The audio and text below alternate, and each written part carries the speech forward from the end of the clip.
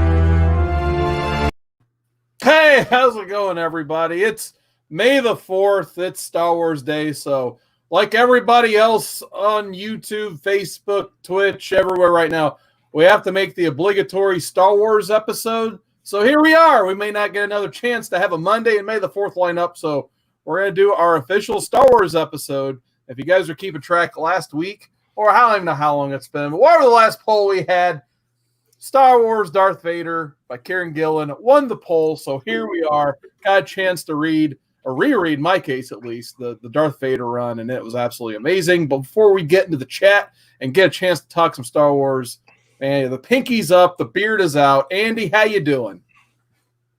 I'm doing quite well. I dare say this beard is performing better than Jar Jar Binks on any day of his set. Oh, don't be down on Jar Jar. He had his day in the sun. Without Jar Jar, they could have never, ever given Supreme Chancellor Valorum, or whatever his name is, Palpatine, the powers of Emperor. I mean, come on. Everybody needs a fall guy. Yeah, we got the Lord of the Sith, Darth Manchu. How are you doing, Drew? Oh, you know what? I've been having one hell of a day. But I got to read Star Wars Darth Vader Volume 1 by Kieran Gillen, and it made all the difference. Nice. I was going to say, I feel like I've had the same conversation with everybody. Everyone's like, I had a day, but you know what? It's finally time we celebrate a little bit of Star Wars and getting a chance to sit down and read the Vader run. I was just like, I remember really liking this run, but for some reason, it wasn't really fresh in my memory because it's already been 5 years since this thing came out. It feels brand new to me still that Marvel has the Star Wars property, but yeah, it's already been 5 years since this has been out. So I really did need a good refresher on this, and I'm glad we got the chance to visit it. But let's go ahead and visit that chat. We got Backseat Driver. What's going on, Backseat? He was first. Oh my God, something's going on with the world today, but nice to see you were first, buddy. Of course, Andy, he's always in those chats. My first subscriber ever, Fish Tropic, letting us know about them alerts, giving those thumbs up. Of course, Chris Barrett's in the chat, man. What is going on? So just got the first 2 layers of my paint and my lightsaber. Uh-oh, that's a great May the 4th project right there. But is it red or is it blue? Maybe one day we'll find out. We got Mark Knapp 68. What is going on, Mark? I believe they called it as well. The Stream Elements Droid is in the chat. What is going on, Stream Elements Droid? He is moderating. Beep up. Yeah, beep boop. He will boop you in the nose. Oh, wait a minute. Look out. Oh, my God. Oh, I thought there was a shadow over there. So we got Perry Comics. He's only in the chat. He's not lurking in the closet or anything tonight, but nice to see Perry. We got Comics Misexplained. What is going on, Jason? He says Jar Jar was Sith. Yeah, that SOB. Freaking Jar. Whatever. Jar Jar. Mike W. Rogers, what is going on? Nice to see you out and about. Chris Barrett says the lightsaber he is painting is blue. We got Cheddar saying, yeah. Yes. Yeah. Yeah. Yeah. Coming from Carlos. Oh, yeah. If you guys didn't get a chance to catch it yesterday, my live stream recommendation for the weekend, definitely Cat Ren Figures Choose Your Own Adventure, where we got eaten by tigers, killed by poachers, and turned into Yetis. Not Yeti gods. If you want to figure that out, go to Cat Ren Figures channel and watch the stream from yesterday. It was absolutely insane. Yeah, you guys want to be a Yeti and transcend mankind?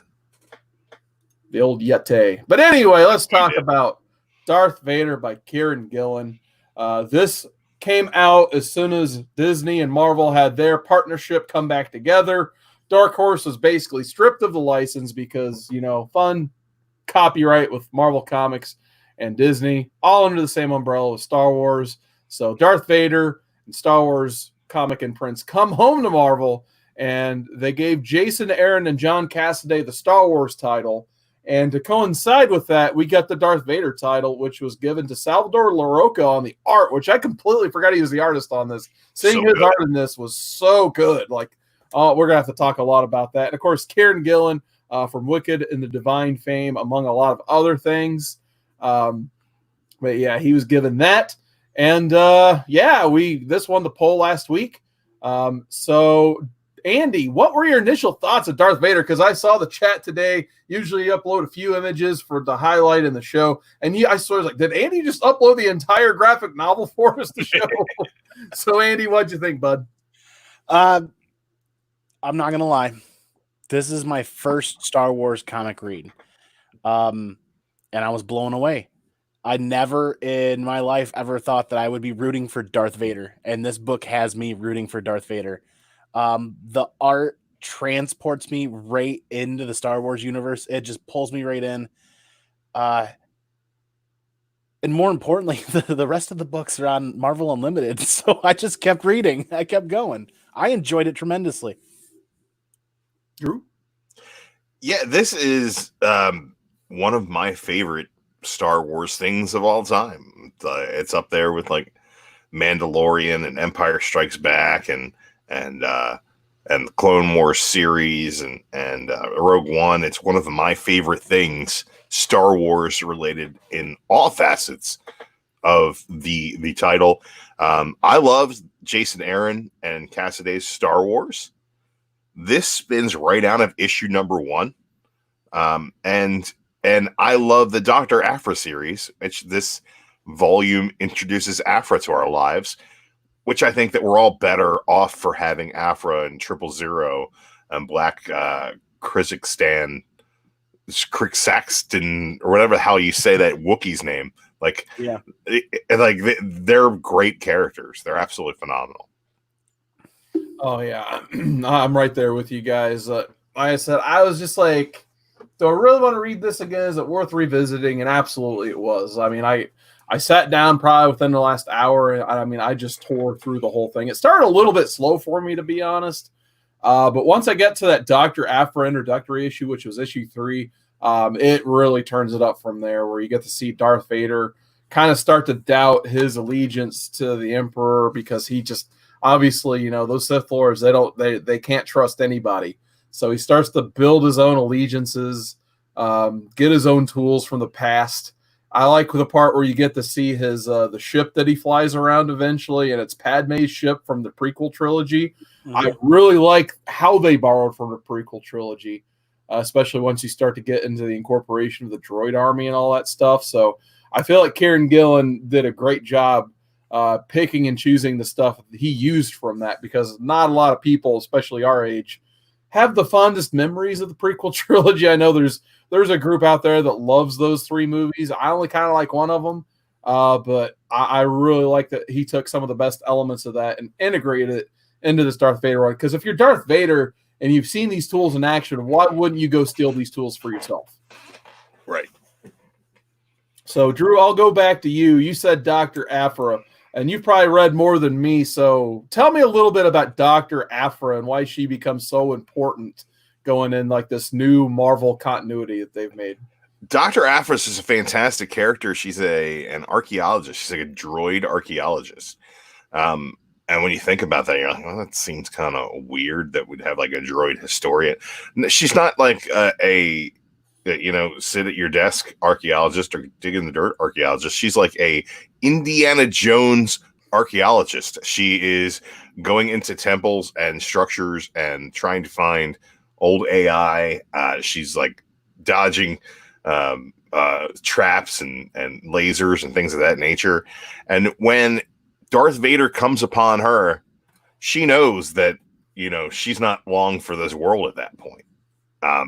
So her response to, will you help Darth Vader, isn't kind of a bargain for her life or anything more than, yeah, sure, you're Darth Vader. I'm not going to say no to you.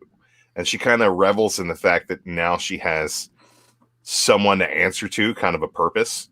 But at the same time, she's not dumb. She knows that as soon as she's not useful to Vader, then she's out. And she says to him at one point in this, which is probably one of my favorite scenes, she's like, look, I kind of got a phobia about being like launched into space, like the vacuum of space. If you could just like, when you're going to do it, just like lightsaber to the neck, make it quick, please. But the thing about Aphra is it opens the door to so many more characters, including BT and 000, who 000 is probably the highlight of this book in so many ways. Like, I'll be immensely enjoying your interrogation this afternoon. Like that, he's just great. And you were right about how he peppers things in from the original trilogy, but also the prequels. We have a Darth Vader in this series who is pretty fuzzy on the details of what happened between episodes 3 and 4. He doesn't becoming Darth Vader and on the mission to, arm the Death Star, like that. That's a period in time that he doesn't really have the tightest grasp on what exactly happened. What is his own mind and what he's been told and what reality is. So it's interesting that his brain keeps going back to points in the original. I'm sorry, not the original, the prequel trilogy, which is great, especially when they go to Geonosis and she's like, we got to go to Geonosis. And she's like, what do you think about that? And he's like, why would I have an opinion? Of course, when he's there, he's having flashbacks and he obviously has an opinion, but Vader is super intriguing. At the same time, he's exactly the same character you've known all along. Well said. Yeah, I couldn't have put it better myself. Andy, what were your first impressions of Dr. Aphra? Did you anticipate her kind of being this big character that's going to blow up into her own series, or did you just think she was another big character at first? I didn't get that at first. Well, when I say at first, I mean what I was hearing from the community. And when the Dr. Aphra series came out, I was like, But reading issue 3, oh yeah, Drew hit the nail on the head. It's like this. It's like our Indiana Jones, or everybody's Indiana Jones now from the 80s. This character, if they don't take this character and blow this character up and do amazing things with this, I'm gonna throw my iPad across the room, because this is ripe for some amazing Star Wars content and movies or shows, or even just continuing the series. Like, this is gonna there's so much of the universe they haven't explored or talked to people about or really done, that this character is ripe for. You know what I mean? Mm-hmm. I love the way they introduced her. Much like the introduction to Indiana Jones, going into the mine or the temple and getting running through all the traps. That was pretty slick, and the way she handled her meeting with Vader was great. I just want to sit here and read it again. I think it's pretty telling that that Kieran Gillen gives up the Darth Vader title pretty easily. He writes his volume and then he moves on. But he wrote all 42 issues of the Dr. Aphra book that spun out of this. And, it's obviously a character that he connects with. that it's got to be fun to write. But the first 2 issues of this book are really, really good. It feels like it doesn't have a heart or really a direction until Afra comes on board. Absolutely. Well, and even then, it gets deeper, and that heart grows 10 times more when 000's fired up and BT's fired up, and they didn't miss a beat with the droid comedy. And that's where I fell in love with this. What does he say to the half robot Geonosians? He's like, oh, I don't, sorry, I do speak your language, but I really don't have anything to say to you. And his BT set him on fire, and he's like, oh, something does spring to mind. Ha ha ha! You're on fire and you're dead. And it's like translated from Geonosian. Yeah, and I mean, just the hilarity they bring into this character. I'm a protocol droid specializing in etiquette, customs, translation, and torture. Ma'am. Yeah. There's no one here to murder presently. How may I be of assistance? That's perfect. You know what? And I read him, and it's sad that he's passed, because I read him and I put what's the actor's name? The guy who played Snape. Yeah. I put his voice in there just because he played the depressed droid in the Hitchhiker's Guide, and I think that he'd be just as great as like a dry-witted murder droid. Alan Rickman, yeah. Oh man, I'd love Alan Rickman in this role. That's unfortunate that can't happen. Or they could always get like Jeremy Irons. That's true. I just remember him talking on the phone with John McClane and Die Hard 3. I'm like, he could pull it off. He was his brother in the Die Hard franchise. It's true. He was his brother. He was also Scar, so he could do.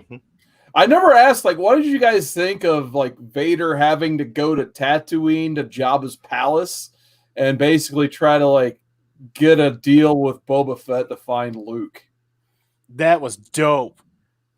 I like that. That spins right out of the first issue of the Star Wars series. The first issue of the Star Wars series is basically our gang of rebels getting away with this kind of destruction heist where the Empire is basically left holding their dick, and at this point Darth Vader is being held responsible for those losses. He's the only one who got out of there alive, so he's the only one to blame, and he's kind of lost favor with the Emperor. We've got plots by the Emperor to kind of undermine and replace him throughout this entire book. Not only is he trying to figure out what's going on with this farm boy who blew up the Death Star and exactly who the hell he is throughout this entire first volume, but he's also trying to figure out what is the Emperor up to. You know, what is Palpatine up to trying to replace me, bringing in these other mercenaries? He's kind of lost favor. What's his name? Tarj? Is that the guy he puts in charge of him? Oh, yeah. Yeah. The guy that he chokes in. Yeah, exactly. In A New Hope, right? On the Death Star when they're discussing, the rebel problem. That guy ends up being in charge of him. And sends it like a liaison to watch over him. And the whole time Vader's just like, God, I don't have time for this. But he's doing his own. Not only is he doing the bidding of the Empire, but he's also doing his own side quests at the same time. Yeah. And it's fun to see. It's like, so you get, the bounty hunters mixed in here. You get Jabba the Hutt mixed in here. It's cool to me that it kind of mimics what happens with Luke when he goes to Jabba's palace, except for Vader's smart enough to step off of the, trap door to the Rancor pit.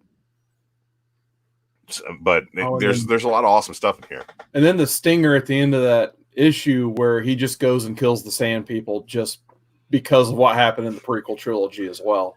Yeah, and why would you? They never really allude to that again, but you know why. It's like as long as you watch the movies, you know enough that like why he did that. A beautiful splash page, double page splash. There you go. Oh, there you go. Get that digital. The thing I love about this is it's especially in the first issue, I grabbed the director's cut. So I have Kieran Gillen's script in here. Ooh. And just the level of So this is like about the battle at the beginning where he goes in and he kills all of Jabba's people, or whatever the deal is. And he says, to speak to the intent, he says something, I'm not talking the speed and precision here, not in a fancy fashion, though. It's speed through power. He primarily hits harder than anyone else fights.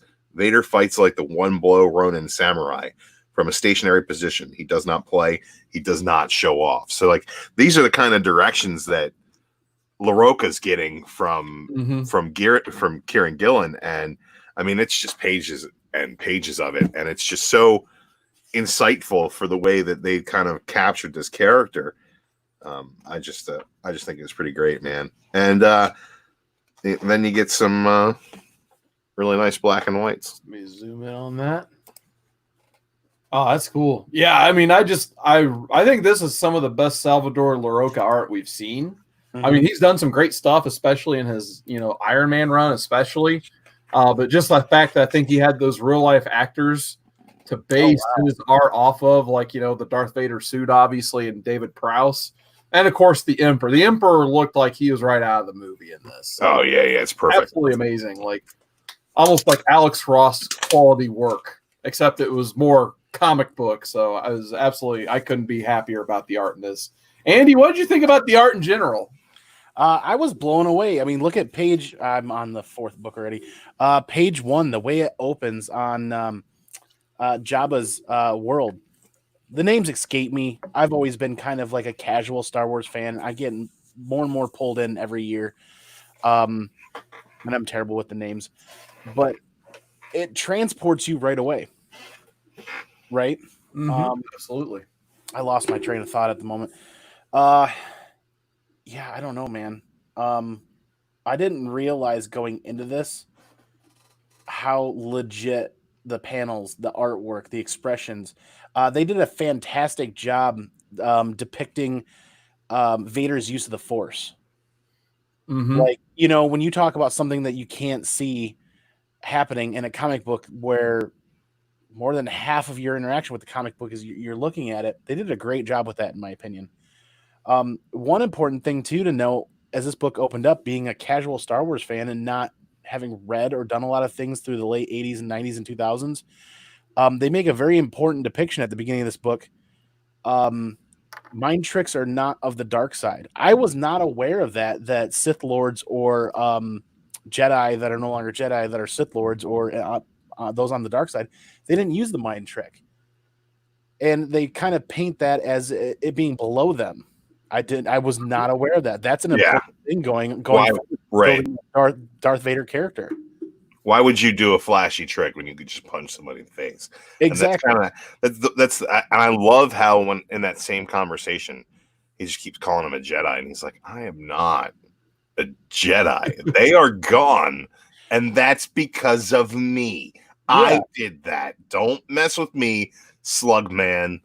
I can kill you right here and right now. I have chosen not to, and it's really badass. So, being a more of a casual fan who's delving deeper into this, that first book, Drew stated, it starts out kind of slow. Well, this is his second, third, or fourth read of the book. I could see that being a little bit slower for somebody who's read it or has deeper cuts of knowledge than I do. But as more of a casual fan that hasn't seen this before, it transported me right away. And it brought me in and sold me. And that interaction between Darth Vader and Jabba was like, I was reading the book, but in my head, a movie was going on, and it was great. I don't think that it's slower, like story. I think that it just it's definitely more plotting. It's definitely more world building and drawing you into this whole realm and kind of getting you on the side of Darth Vader before we get to the meat of what this volume is about. I honestly think that they could have started this volume in issue 3, right? As far as the story of the arc of Darth Vader Volume 1. Issue 1 is to tie you into where you are now, what you missed, and kind of show you how Darth Vader is. Issue 2 is to kind of let you know that this is going to be kind of a procedural in a lot of ways, where he goes on different missions. introduces the Silo 4 character as, you know, something that's going to be a problem moving forward.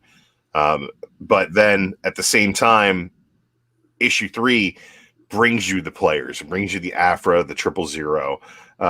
It brings you the fact that, you know, Darth Vader is going to be traveling on the Naboo ship, and it builds a need for all of these things to exist together cohesively. I don't think there's anything wrong with those first 2 issues. I enjoyed them immensely.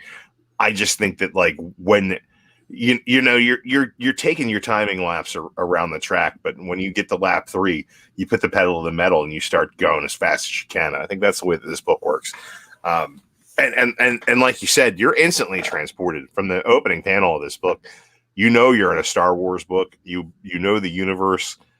The only thing I would say is if I hadn't read that Star Wars #1, I might be lost as to what he's referring to in his flashbacks of Luke. But the fact that it kind of spells it out for you along the way, it makes it easier to swallow, I think. Sure. And I mean, they use the first 2 issues to kind of establish that the Emperor has pretty much blamed Darth Vader for the Death Star getting blown up. That's like the biggest plot driver in the whole series. And that Vader kind of really, I mean, you think he's let go of the past, and I think the fact that he has that Naboo ship later on and all that, and, you know, some of these killing sand people, he hasn't let go of the past at all. I mean, I think that's what those. Yeah, this isn't a guy that lets go. Really help. Yeah, exactly. It helps establish all that. So I think the only plot point we really haven't talked about was Silo 4 or his protege Silo 5, because, you know, the droids kill Silo 4 off panel. And talk about it in the most hilarious way possible, basically. Here's a little bit of a spoiler alert. We get Silo 6 before this whole thing's over. That doesn't surprise me at all. First of all, I thought since it was like issue 5 and we got Silo 5, like, that'd be funny. Like every issue, there's a new Silo, yeah. Because they accidentally kill him in just the dumbest way. But anyway, I was going to ask what you guys thought of this other plot point where the Emperor visits with the Silo character. And he's kind of like building up like this army of Vader style replacements, just looking for, you know, basically he's just building arms, and whatever the strongest arm is the one he's going to roll with. So what did you guys think about that? I feel like this is just working to serve as a building block for Vader for us, because they just don't seem, in my opinion, like they're going to be a major challenge. It's just going to add to Darth Vader as a character going forward in this story, to be honest with you, because he puts it plainly in the book. He's an original Sith Lord, right? Mm-hmm. They are not. They are manufactured. So they're not going to have what he has. They're not going to be able to stand up to him. And from everything I've seen growing up and everything I've watched, it's Darth freaking Vader. There's no way he's going to lose to these. Well, there's this ongoing metaphor throughout the book about, you know, not only the Death Star, or not only Vader himself, but also the Death Star and any of the fancy, you know, toys that the Emperor wants to throw at the rebellion. I can't remember his name. Is it Targ? Tag? Yeah, I think that's TAGE, I think. Tag. Yeah. So yeah, Tag is the general who's now in charge of Vader. And he takes special pleasure in letting Vader know that, you know, he's a tool. It's like, whether it be the Death Star or Darth Vader himself, it's just a fancy hammer. And it doesn't matter how fancy your hammer is if there's a really shitty carpenter wielding it. I think that Vader is taking personal responsibility upon himself to prove that not only is he, the paintbrush, but he's also the artist here, and that he will be the one who's in charge at the end of the day. His declaration at the end of issue 6 is not only very personal, but very ambitious as far as professional goes. Vader is going to put down anything that Silo 4, 5, 7, 8, 9 and the Emperor can put in front of him And the Emperor even knows this and says so much. He says, look, I was confident when I chose you. And I'm still confident that you're going to beat all of these other things. But, like, why would I not diversify? And Vader definitely takes it personally. Are you talking about that last panel in 6? Oh, yeah. Oh, yeah. This is probably my favorite part of the whole book where Boba Fett shows up, with the reason. He's like, the kid got away, but I found out who he was. And his last name was Skywalker. And that's where all the lights light up for Vader. And he remembers the conversation he had with Padme where she was pregnant. And he has that last image he ever had of her where they're, whatever planet that was, basically the hell planet where Mustafar. Mustafar, where Anakin, you're breaking my heart. And then, that's like the last time they had a talk, basically. And you see the Emperor lying to him, like at the end of Revenge of the Sith, and that's when he's just like, he can literally, you can see his anger.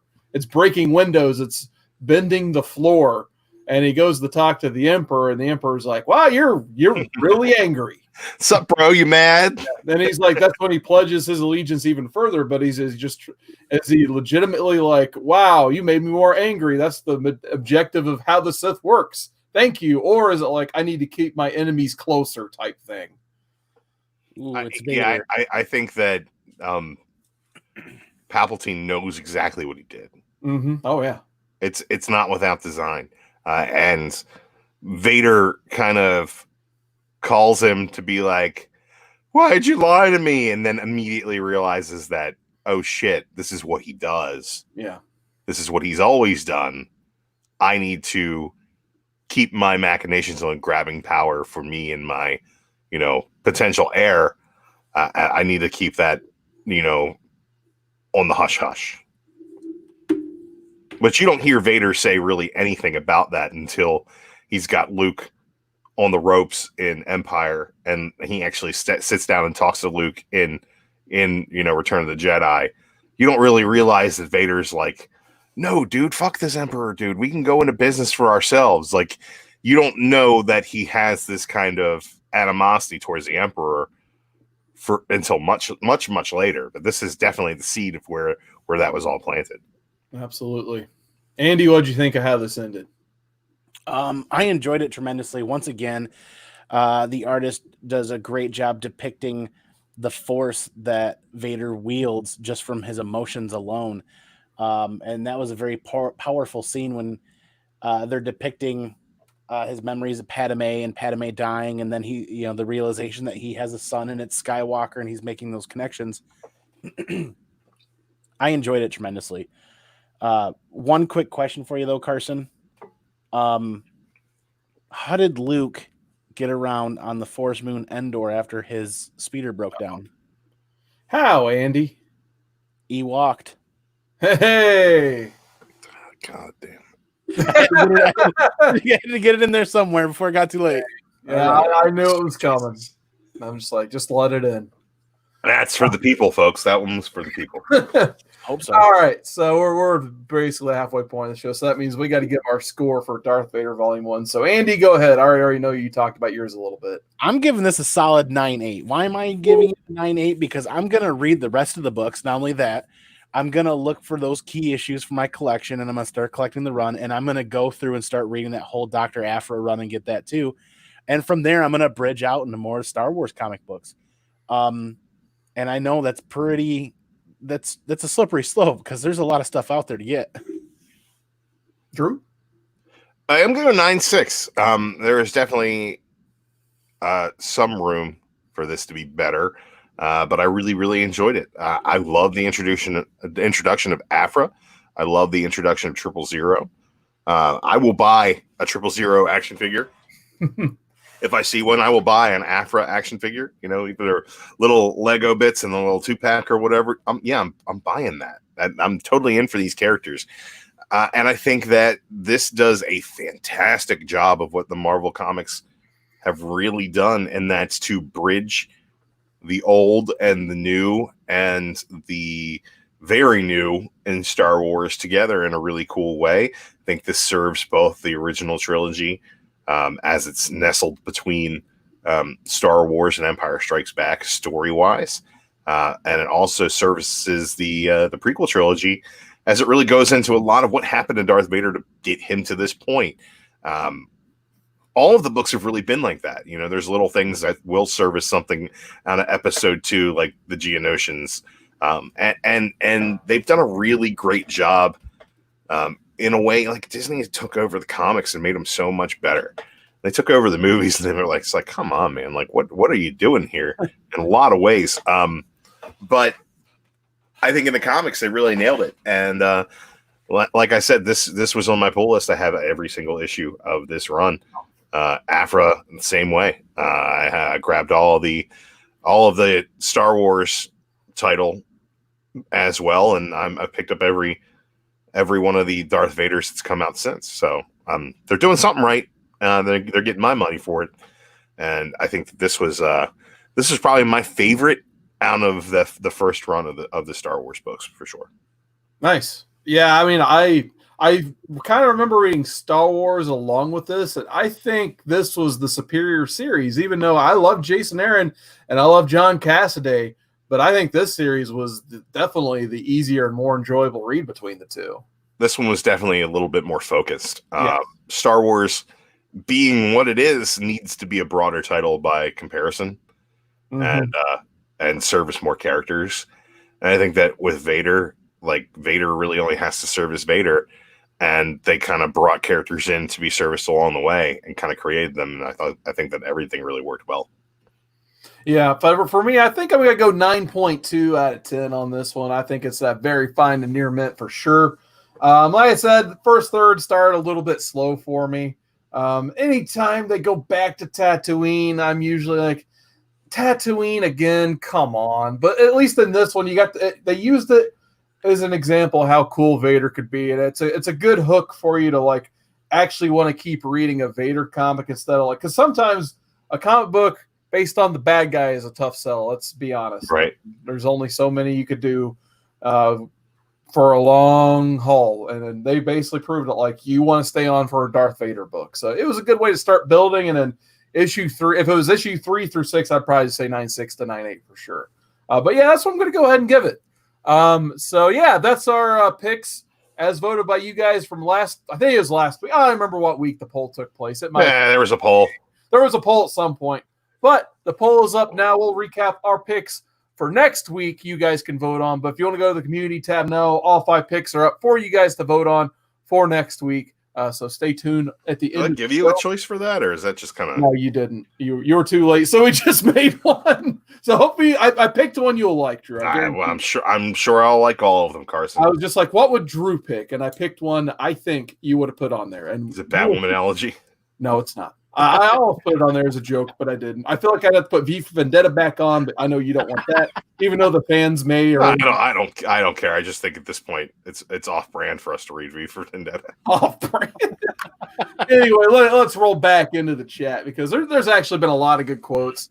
We got Chris Berry says Vader hates Tatooine. It symbolizes the oppression he fought against as the Jedi, then the oppression he had under the Empire. Yeah, there's definitely always this oppressive vibe. They have slaves on Tatooine. That's terrible. I love the way that they did the Emperor just kind of being like a dick. He's like, "You're going back to Tatooine. You're gonna love that, aren't you?" I love Gray Matter Hulk's quote here. Comicore, there was a poll someplace. That's true. Very, very fair quote right there. I'll definitely give him that one. We got Rice Smelts in the chat. What is going on, Rye? Nice to see you out and about tonight. Chris Barrett, Chris Barrett, he has the Star Wars. Man, we should have just got Chris Barrett on this show, man. He probably has more Star Wars knowledge than any of us. He says the Sith feed off hate Palpatine, effed up and picked Vader. Or no, did he necessarily mess up? Perfect. Of course, he called out Mustafar as well. It's him, it's DMP, Downright Nerdy Podcast. He says the Force wills a series of events to happen to fulfill the eventual prophecy. And if you guys hadn't checked out Downright Nerdy's podcast, definitely every Sundays he streams it as a premiere on his channel. Definitely check it out. It's starting to get on my playlist a lot more each and every week. So I love listening to some Downright Nerdy podcast and the random reads they dig out of their boxes. It's awesome. We got the Master Don in the chat. What is going on? Donnie. Always nice seeing Donnie in the chat. Of course, backseat driver. He's been with us since first. Count Von Strange, what's going on, man? He just put a cool video out recently highlighting some Swamp Thing, and he knows I like me some Swamp Thing as well. So definitely, if you guys like Swamp Thing, head over to Count Von Strange and look at his recent pickups and see his goals he's got going on. We got Double S. Drew's nephew is in the chat. He says, what up to Comic Man Andy, Seawood, the Ric Flair, woo, the comic book community, Nature Boy, woo, LOL. Yeah, he always has a great quote for everybody. Still scrolling up. Then I'm going to go back down because I know how more people are talking. We got Captain Comics in the chat. What's going on, Captain? Nice to see you out tonight. Bearded Comic Bro is in the chat. He says the new Star Wars series have been fantastic. Superior Hero Reviews is back in the chat once again. Nice to see you tonight. Fish Tropic, of course, he's always here. Nice to see him. And we got the immortal Big E Shack in the chat, dude. Clanging and banging. Any time that gives me a Hogan impression, I always enjoy it. And of course, Gray Matter Hulk. He says, "Are we getting 3 times Comic Man Andy this week again?" At least 2 a week, but you get like 8 Drews. So I was not on today, Carson. Oh man, I know. So I didn't get to watch anyway. Yeah, you know, I got stuff to do. All right, so big thanks to everyone for tuning in tonight. And then this is usually the segment of the show I like to call, let's see what's going on with the Hero Initiative and their merchandise side.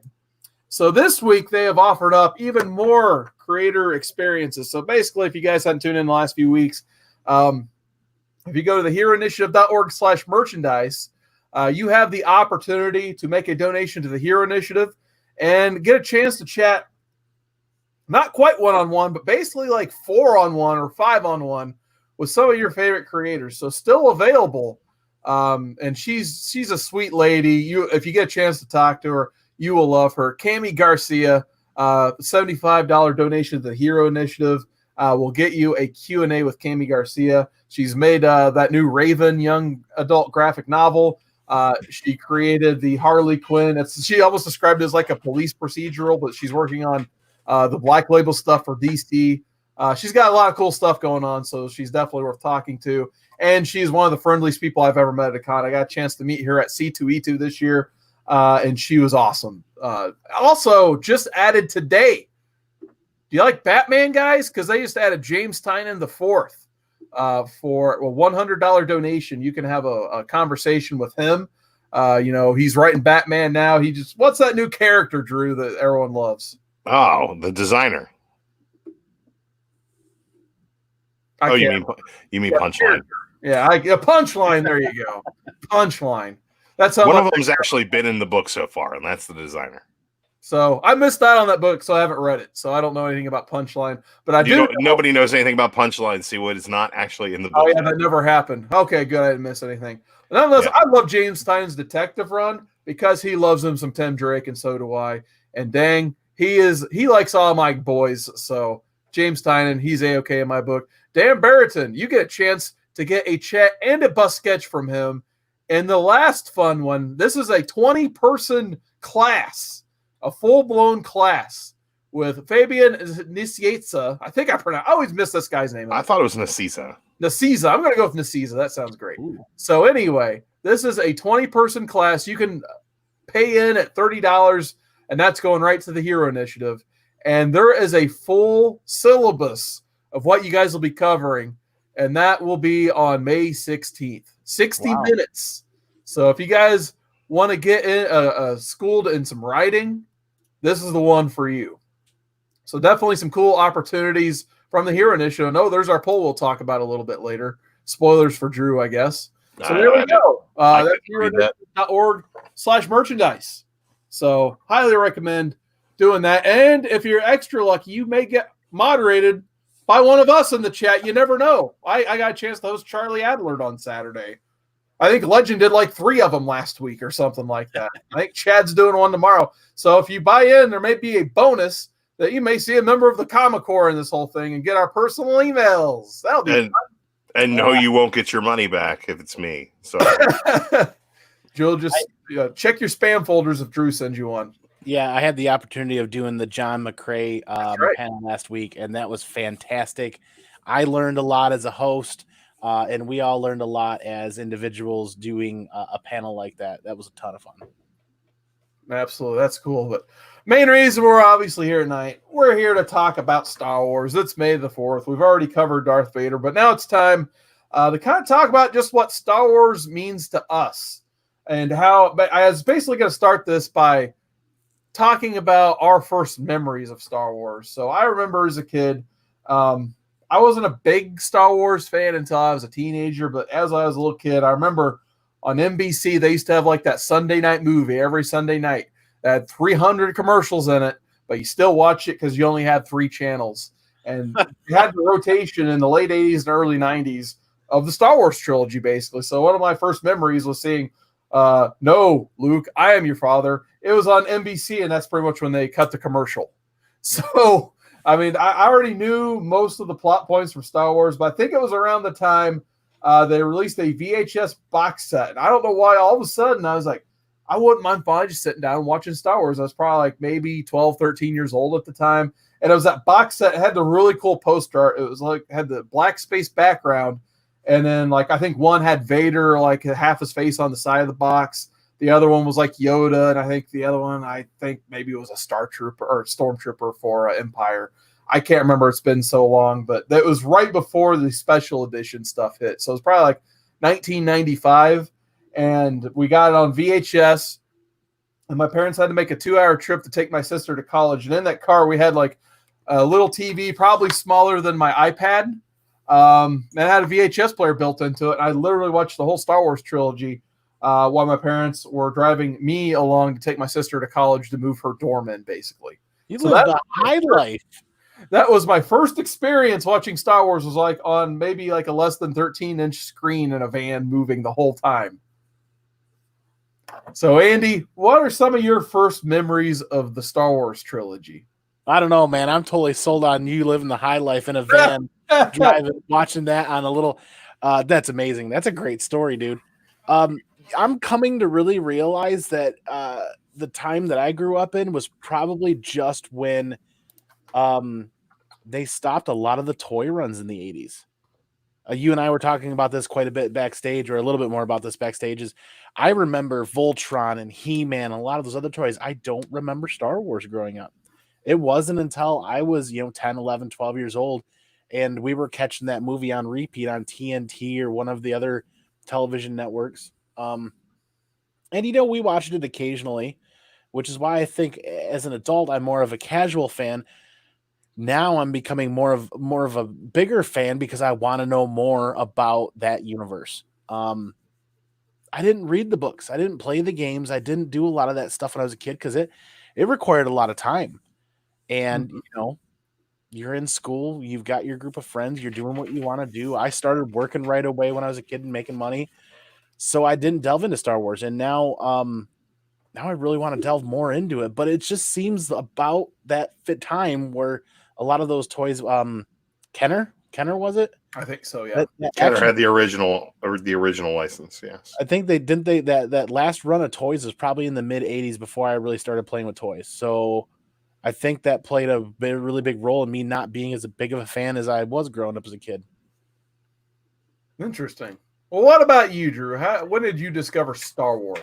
I remember as a very, very young child, my mother had a really good friend who had kids about my brother's age, and we'd go over there for play dates. And the one thing I loved about going over there is like we had, all the toys. We had the He-Mans, we had the Voltrons, we had Thundercats, but they had G.I. Joes. Yeah. And my mom wasn't like, we weren't big on G.I. Joes. But so we didn't have any figures that size. And the one thing I realized is that within their figures that size, they also had these weird other figures. One was a monster looking thing that I now recognize as Chewbacca. One of them was Darth Vader. And this was my first real exposure to Star Wars. And when I was a little kid, had to be probably 88, 89. I was maybe maybe 5 or 6 years old. And then I remember later on watching the movies at a cousin's house. I thought I had seen them all. I'd only seen Return of the Jedi because apparently my cousin only wanted to watch the one with the Ewoks. So I might have watched the beginning where Luke goes into Jabba's palace and the Sarlacc pit and all that over and over again before I knew exactly what the heck I was watching. By the time that the special editions came out, like that, I was all in. Re-release in the theaters. Oh, they're adding special effects. I thought it was the coolest thing in the world at that point. I was reading all of Andy said, at that point in time, I didn't have the time. I had a job. Well, I was the guy reading Tales from Jabba's Palace at Burger King when I was working my first gig. I was the kid who got his first Burger King paycheck and went and spent it on, Star Wars action figures. So like I was all in on Star Wars for the longest time. And it kind of really was until The Force Awakens, really. And nothing, I'm not going to disparage The Force Awakens. I think it has its ups and its downs. But I think it was the point in time when I was like, okay, well, this isn't for me anymore. I'm not the target market. Then you get something like Rogue One. You're like, holy shit, I'm the target market again. The Mandalorian comes out and I'm like, oh, I'm in the target market again. Yeah. I just watched, they were talking about the Clone Wars, the final season of the Clone Wars. And it's just like when Order 66 is called and Rex turns on Ahsoka, it's like probably one of the best things ever done in quote unquote children's animation. It's really well handled.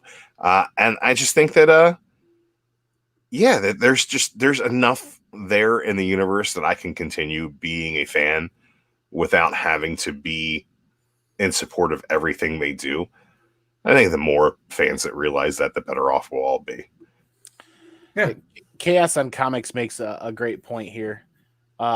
I was right before 82 started, and yeah, I remember my childhood being a dark period of not much in the way of Star Wars at all. And yeah, Chris Barrett, 85, kind of lost the license. So that makes a lot of sense. That kind of adds up. Where Drew was all in, working his first gig, buying a lot of that stuff.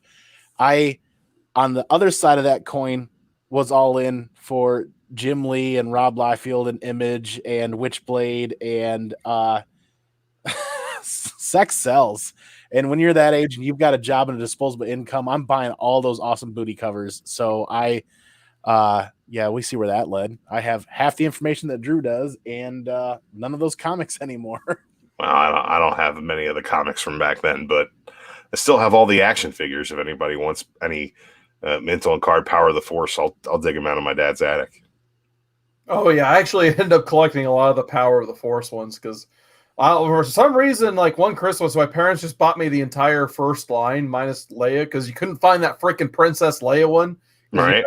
Boy toys, basically, girl character, they're going to limit it for whatever reason. But yeah, anyway, I started collecting those. But I was going to ask, before I ask my next question, while we're still kind of talking about the original trilogy, and oh yeah, big shout out for that, Comics Must Explain. I have the greatest hits in box over there of Shadows of the Empire. It's great.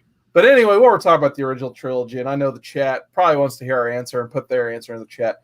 What is the greatest Star Wars movie? Because it was in the original trilogy. It's Empire. The answer is Empire. It's Empire. Yeah, it's not up for debate. What do you think, Andy? What's your actual answer? You look like Empire. Is it Empire or are you wrong? No, it is Empire. Yeah. No pressure. So I think the big question though is what's the second best Star Wars movie? Ooh. No, it's Rogue One. It's better than the original. I would, second, I'd probably put the original second best. I mean, it started all. It's just such a well-crafted story, even though it was basically shotgunned out there. Like if you watch the making of the original, there is like no other movie that will ever be made like that. And if it is, like it'll never be successful. It was just so insane that they got the cast they did. they were able to make it in the conditions they did with the special effect. They had to create their own special effects department to get those special effects. And half the time people are like, what is George Lucas thinking? He is a madman. And he changed culture by doing this movie. So, unfortunately, his reputation is kind of tarnished in the 2000s with these newer movies, which we can talk about here in a second. Oh, but the prequels are so much better than the sequels. Let's get into that. No, I mean, it's good conversation. So in 1999, I remember being so hyped for episode 1. Like, there was a music video on MTV, Duel of the Fates. It actually got voted #1 on TRL among all the BS. You take a trip to the past. And voted Duel of the Fates because they were so hungry to see a new Star Wars movie.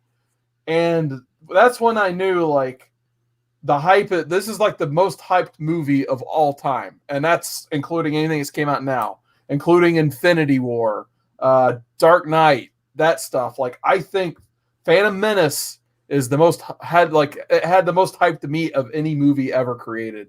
Unfortunately, it didn't meet the hype. I mean, we got Phantom Menace. I don't even know if it was a decent movie in retrospect. I remember seeing it in high school, and I enjoyed the theater experience. I look back fondly on being able to go see it and see that, scrolling text on the big screen for the first time, because my parents didn't want to go see the re-releases because, like, well, we have those movies at home. Why would you go pay money to go see that movie at a theater? That's just dumb, is what their opinion was. So my first time seeing that scrolling text was going and seeing Phantom Menace. And I liked it the first time. Second time I watched it, bored to tears. Especially, I do not like pod racing. I'm sorry. Pod racing is great. If you just kind of take it out and put it by itself. There's a lot about episode 1 that didn't need to happen. And I'll give you that. But, like, we talked over, Mainframe Comic-Con, we talked a couple times to Christian Gossett, who's the guy who designed that double-bladed lightsaber, and I told him to his face, and I'll tell you all again, the moment in that trailer where that double-bladed lightsaber came out, I was in, and I was in until I figured out what was going to happen in this Duel of the Fates, and I tell you what, all of that was great. That being said, episode 1 might be the worst Liam Neeson movie ever. He's terrible in that. It's like they gave him one take, and Lucas was like, everybody gets one take. And like, why did this movie take 14 years to make? Oh, well, all the pod race, but everybody gets one take because we're up against the deadline now. I'll tell you this, man, like, Attack of the Clones has some really, really terrible parts in it as far as a movie is concerned, as far as like an A to B to C story structure, 3X story structure. It's all over the place, but I still think that it ranks as one of the better Star Wars films, even though it's a garbage movie, because there's so much great action in that movie. You get the Yoda fight in that movie. You get the Jango Fett Obi-Wan meteor belt space battle, which is really fun. You get the introduction of the clones in the Clone Wars. You get Dooku and what he's up to. We get, where are they building all these droids at? Like, it's all in there, to the point that, like, the Clone Wars was this throwaway line that they had built so much mystery around throughout the existence of the original trilogy. Like, it's a throwaway line in the beginning of the movie where he says, "You fought with my father in the Clone Wars." It's like, what are the Clone Wars? And everybody's like, what the hell are the Clone Wars? Well, we get to see the start of the Clone Wars. Then we get a whole cartoon series dedicated to the greatness of the Clone Wars. And then we get the Revenge of the Sith, which is, by all accounts, a good movie. Like, there's a lot going on in that movie that I would cut out from my own personal perspective. But, episode 3 is a good flick. And it shows you the way that Darth Vader became Darth Vader. I think that all the connective tissue and all of the gravitas of character decisions leading into something we already know is completely missing from the sequel trilogy. And the inability to get one creative vision caused so much turmoil in the fandom. And no matter what you wanted from the ending of episode 9, you weren't going to get it because the penultimate, edition of episode 8 was just so ungodly bad in so many different directions away from where Star Wars has been. And in my opinion, episode 7 was just, it was like a fan film of the original in so many ways that like they didn't do anything new with it except for give you the character in Rey, who you wanted to be somebody, who ended up being somebody, but you spent the second half of the central part of that trilogy telling you that she's nothing and she's nobody and she doesn't matter. It was all over the place in a way that, like, at least the prequels had this vision of what they wanted to do, and they built that story up. I think that the prequels have so much really good stuff in them that gets forgotten about, that we've explored via the cartoons, via the comic books, via the video games, that I can't hate on the prequels, man. Like, they're not my favorite movies, but as far as world building, they did the job. Yeah, my big issue with the prequels is I think someone may have did this online. You could splice together one really good movie out of those 3. But there was so much just stuff and bad dialogue and filler, especially once you get to the second one.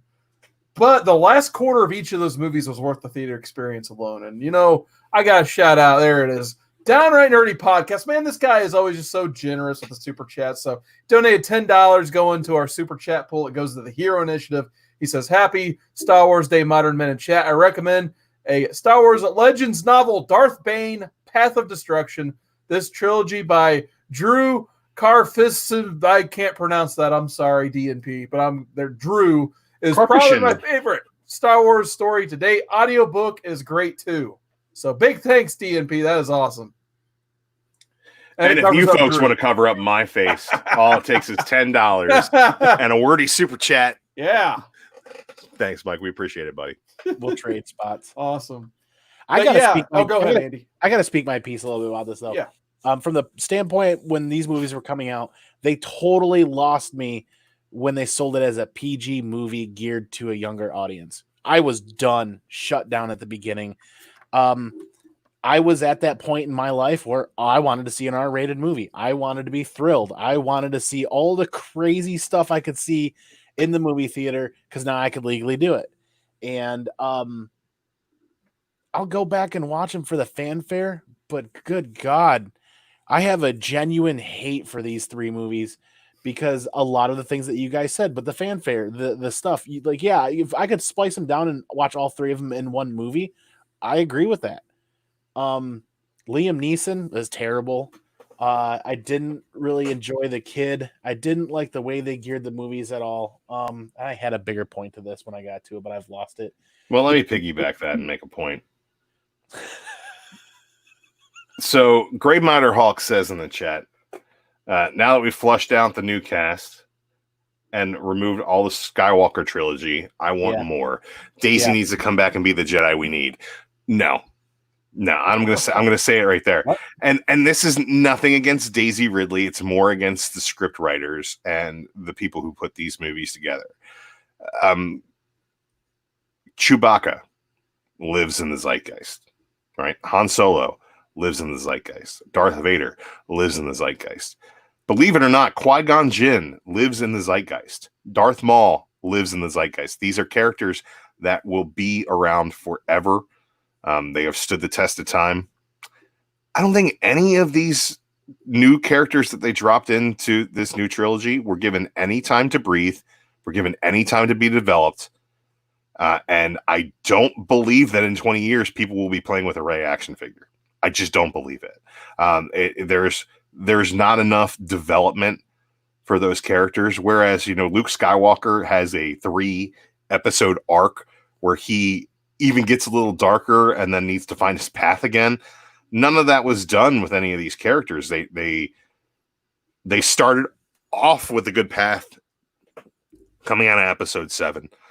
Episode 8 was just so out on left field that it threw everything off. And episode 9 was such a rush patch job on this universe in a way that they're like, well, we need to say goodbye to everything. It's like, what tells you it needs to be done in 3 episodes, right? We could have had episode 9 and then episode 10 be a wrap up. It didn't have to be a perfect trilogy.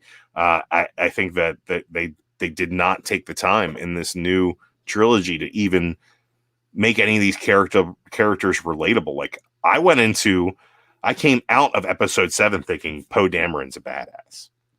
And then they spent the entirety of episode 8 telling me that he's not. Why did you call him Drew when that came out? I don't even remember. You kept calling him a cuck. He got cucked. He got cucked by that lady from Jurassic Park with the purple hair. Like, it was just so terrible. It's like, look, we know that you're a good pilot and probably our best soldier, but we're not going to tell you our plan. Why? Because you're a man. And it just wasn't good. There are a lot of reasons to hate that movie. There aren't any to like it. If you like episode 8, that's fine. We'll get with the doctors. We'll get you on a regimen of pills. We'll get you committed as soon as possible. But they just didn't take the time to make you care about any of them or their journey. It's like Finn. Well, what do we know about Finn? Not any more than we knew about him the moment he showed up and was a conflicted stormtrooper. True. We don't know anything else about that guy. Yeah, he likes the ladies that nobody else likes. And then he kind of like throws them aside to just be Rey's sidekick in the last. But why? Who cares why? None of it matters. We don't care about any of these characters anymore. I think that at least in a movie like Rogue One, they gave you an ensemble cast and they gave everybody at least something to do. And Han Solo, that movie was not great by any means, but was a fun romp where characters grew throughout the story. I felt that movie was almost more of a Star Wars movie than a lot of the newer ones. Yeah. Oh yeah, very much an so. Adventure. They were having fun. Mm-hmm. That's all you really need to know. I mean, it didn't really. You could go your whole life without seeing it and be fine, but if you're a completionist for Star Wars, you probably honestly like it. I didn't have a problem with. I mean, the only problem I had was I always forget her name, but Khaleesi, Emilia Clarke. That's it. Not the best actress in the world. Nah, she was okay in that. She was better than she was in Terminator Genesis, to say the least. I just watched episode 9 today because it came on the Disney Plus, and I was like, well, while I log these comics, I'm going to watch something. I'll watch this.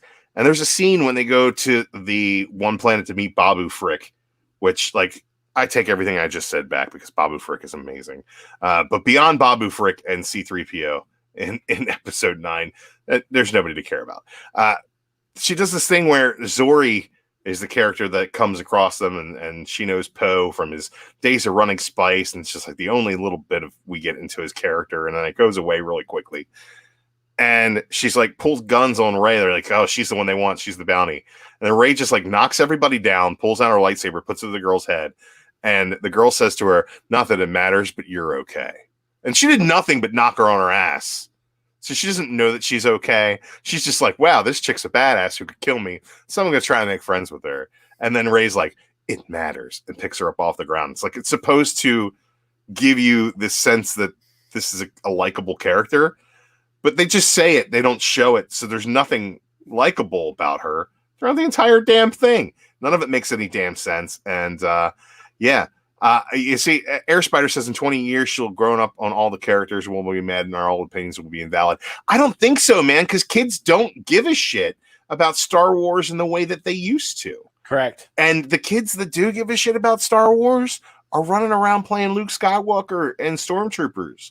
You know, they're playing like Clone Wars. They're not playing, Rey and Finn. Nobody's out there playing Rey and Finn, man. So just is what it is. Well, you make a great point when they talk about running Spice. Well, I like to debate, and a couple other friends like to debate. They pull that from Dune. Then my favorite part was when they get that knife and they hold it up to the skyline, and they pulled that right from Goonies. It's like, how many different parts of movies did they pull to throw this last movie together?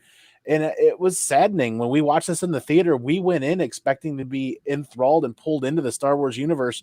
And I was constantly reminded of other movies for that whole movie. And I was kind of saddened. It wasn't until, spoilers, a character dies that I felt like that movie got really good. I don't know. That whole sequel trilogy is like two whiny kids.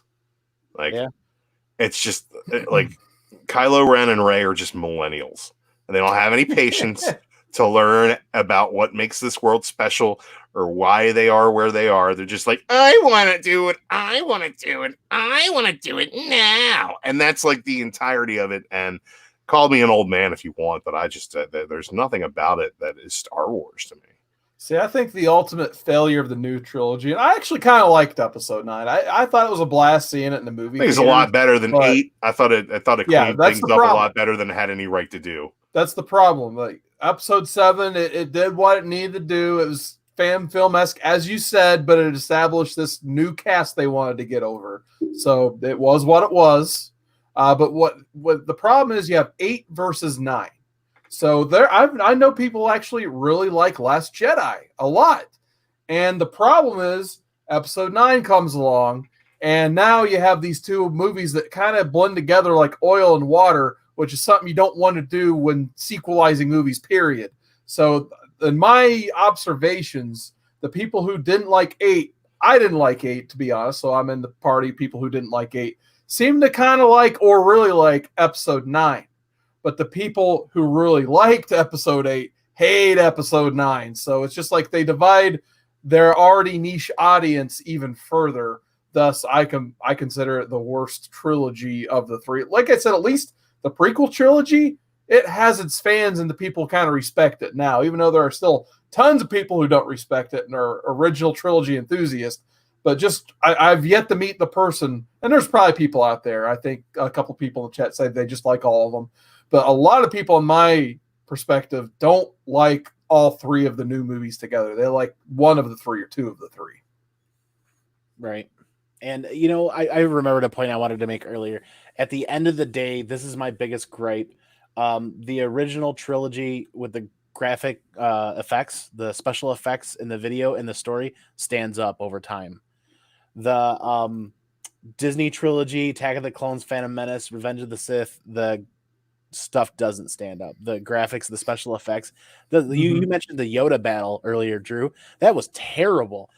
I enjoy it? I enjoyed it, but it looked terrible from a graphics design from a video standpoint. Adjust the settings on your TV, my friend. That's actually at one of the most well done pieces throughout that entire trilogy. And I think that when you take a movie that is 99% practical effects and you add some CG to it as seasoning, it's going to turn out better. But that Star Wars prequel trilogy is one of the first movies ever made that is like a set that is 99% green.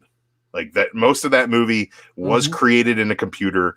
The ambitiousness of it definitely shows its age. But there are some really, really great effects in that movie as well. So I think that's why I don't like it. I don't feel like it's aged well. Like I look at Avatar and I feel like that's terrible. One of those movies that are 99% completed on a green screen or in a computer, I can't stand them. I don't like them. And I feel like with The Last Jedi and Rise of Skywalker and that trilogy, they clean things up and things have got better over the years. But I can still tell with some scenes where it's just like that's just not as cool or as good as it could have been if they used miniatures or if they'd done something, a little more realistic with different video capture or video modes. There's definitely ways that they could have improved upon every single one of these iterations, with the exception of The Empire Strikes Back. It's a perfect movie. That is the greatest film ever made. It's up there. So let's wrap this up, guys, because we're running a little over, but what else is new, right? So final thoughts on Star Wars. So I guess at the end of the day, what does Star Wars mean to your life? Is it something like every time you see the comic or the action figure, you have to have it? Or is it just something you enjoy every few months? So Drew, go ahead. It's ran the gamut through my life. It was definitely something that, if there's a shampoo bottle with a really cool Darth Maul head, I was going to buy it and keep it. And it's sitting in a storage unit now, and I'm doing nothing with it. And it's accrued no value. And the No More Tears shampoo would probably make any baby cry.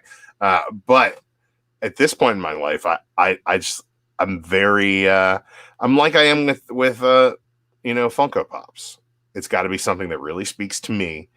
And there's a broad enough palette of Star Wars content out there that there's always going to be something within the title that speaks to me. And it will always be a part of who I am. I will always be a Star Wars fan. I would have told you 10 years ago that Star Wars was my number one fandom. These days, it's got to be Marvel.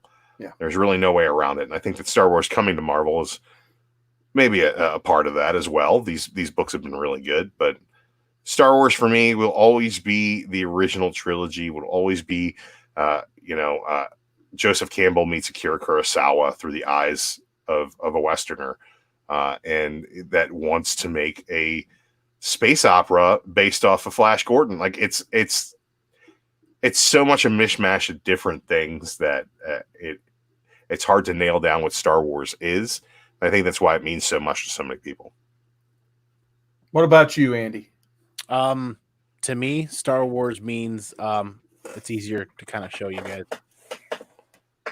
When I became a father, I found a new love for Star Wars. I mean, I've loved it, but being able to share it with somebody as this individual continues to grow year after year, that's three years and multiple viewings as things keep going, and he's enthralled with it. He loves it.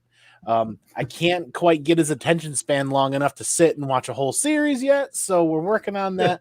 But by all means, when I can get that deluxe director's cut edition, whatever, massive giant box set with everything ever included in it, I'm buying it.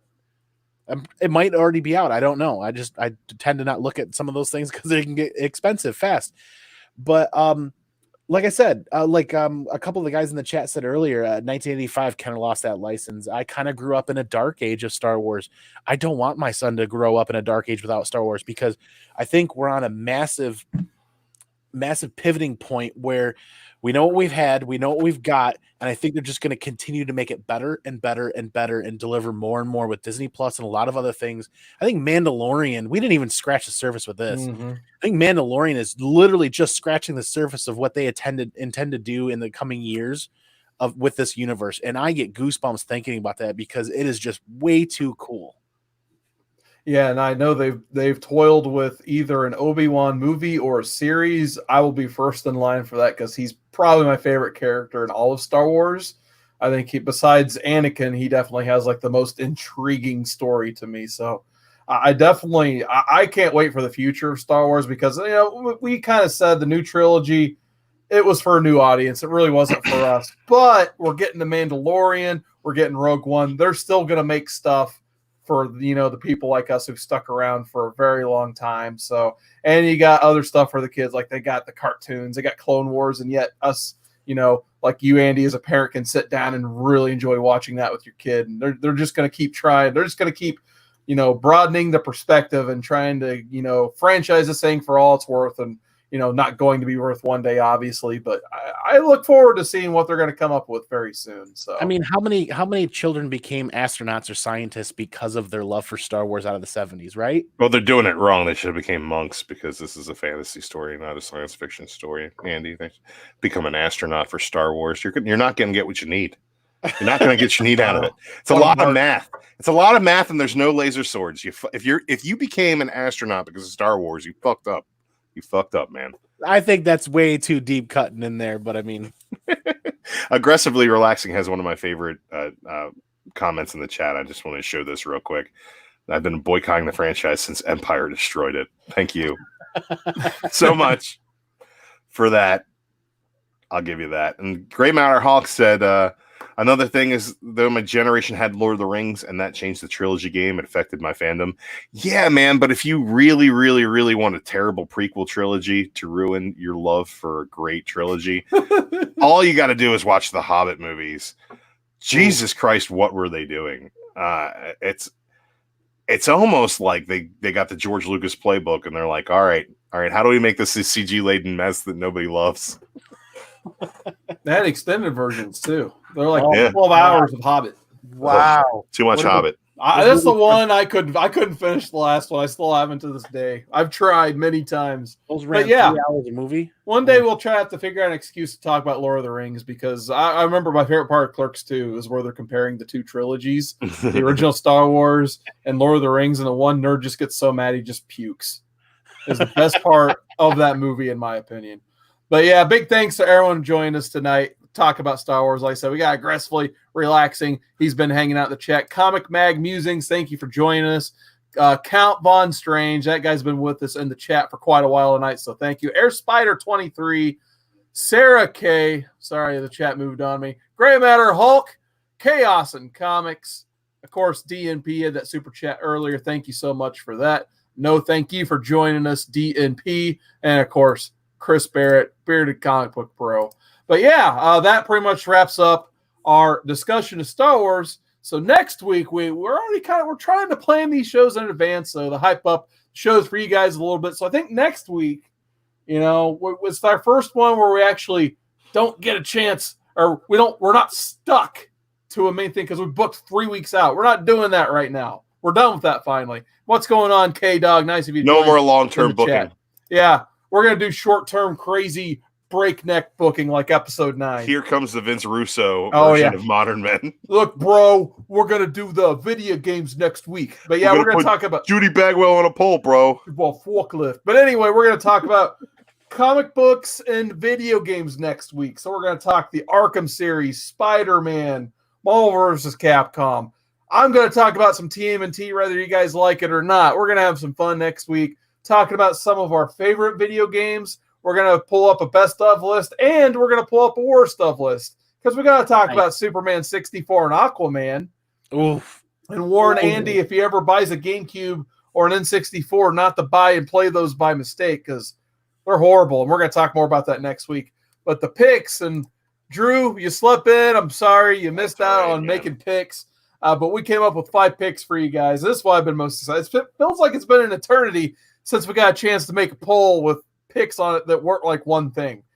So Andy, I'm going to let you pitch this first one to the crowd. Monstrous by Marjorie Liu. Oh, I mean, it's not going to be hard pitching this book. The cover art that you see on the cover, it's that entire book. That's that book's selling point, is the artwork.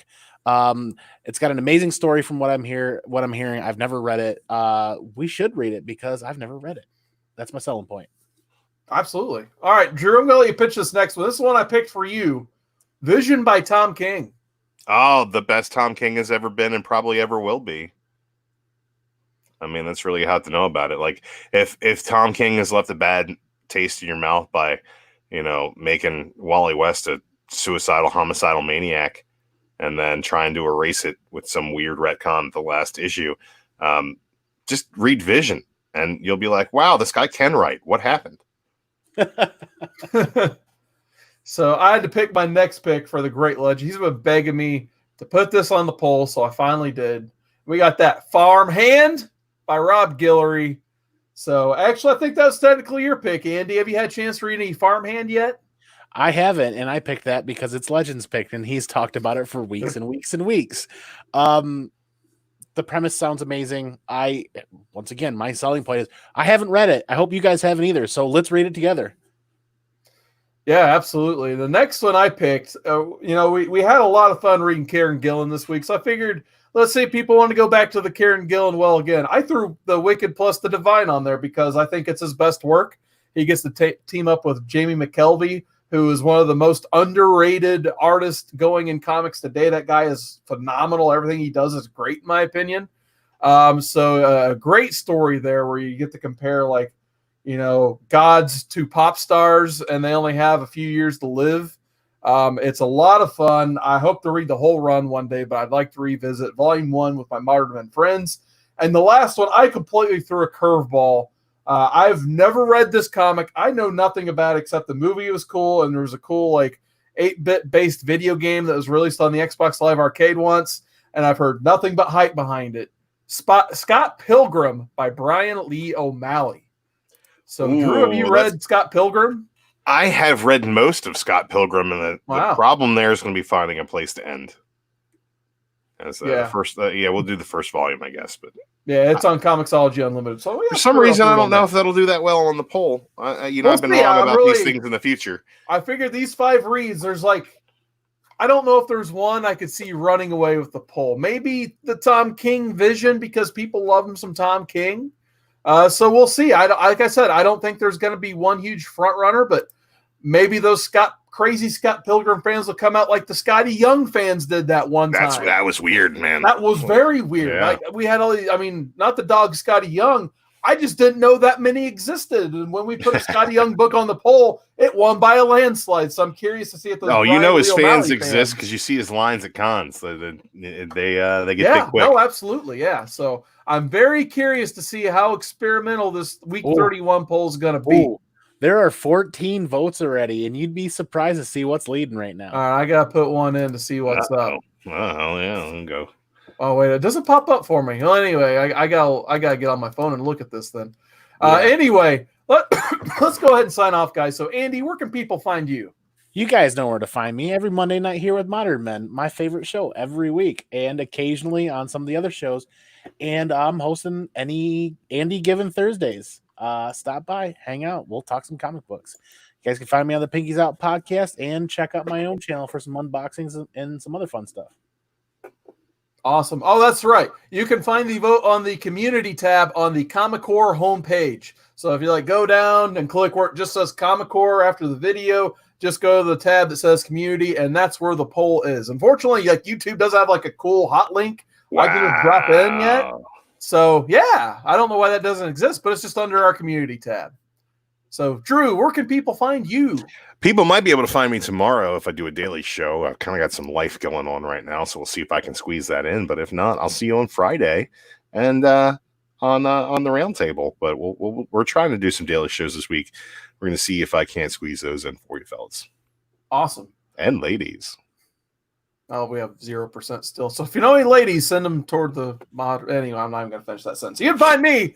I just got the podcast uploaded. My buddy Mike, he put in the editing. He put in the work. The newest episode of Comics of the Atom is up. If you go to iTunes and just search Comics of the Atom, where we reviewed Volume 3 of Astonishing X-Men by Joss Whedon and John Cassaday. Maybe the best volume of that run. So go check that out on iTunes. Tomorrow I'll be doing the Tuesday night live stream on the Seawater 19 channel.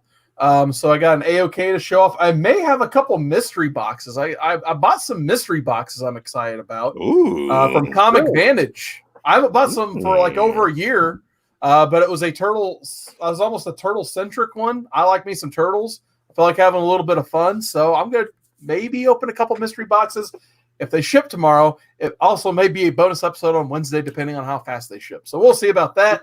And, yeah, Roundtable Comic-Core Friday. Drew and I will probably both be there. I'm assuming Drew will be there as well. Oh, I'll be there. Yeah, and Cat Run Figures will be joining us. Great Legend show. Chad R in the chat. He's going to be there whether he wants to or not. Yeah, Carlos. Oh, yeah, we got to plug the Cat Run Figures channel one more time. Drew, me, and Legend, we were on that channel yesterday, and we got to do some Choose Your Own Adventure action.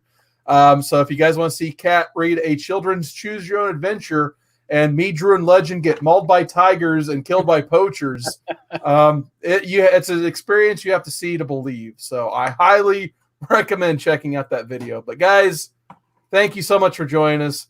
We'll see you next time.